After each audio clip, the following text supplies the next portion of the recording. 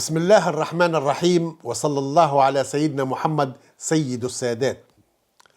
ربك تعصيه فيلهم قلبك الندم، ثم يلهم قلبك الاستغفار فيغفر لك، ثم يرضى عنك فيبدل سيئاتك حسنات.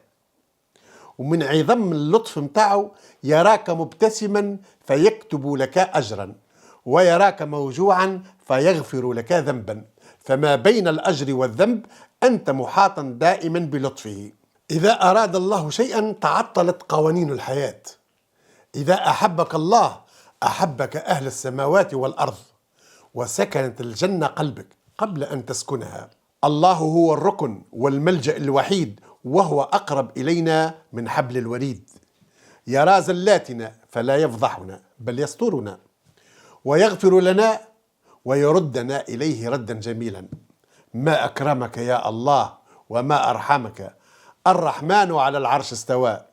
لم يقل الجبار ولا القوي، وإنما قال الرحمن، رغم العذاب بيده والعقاب بيده والمرض والابتلاء بيده سبحانه وتعالى. يريد أن يطمئنك لا أن يخوفك، وأن يقربك لا أن يبعدك.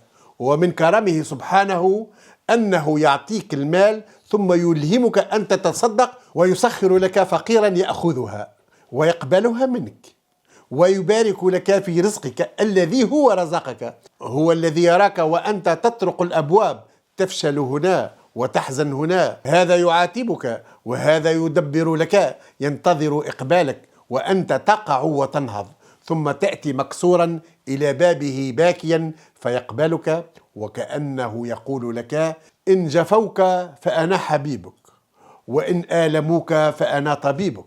عد إلي تائبا مرحبا بك محبا مقبلا. تحياتي إليكم جميعا، ودمتم في كنف الله ولطفه وعفوه ورضاه.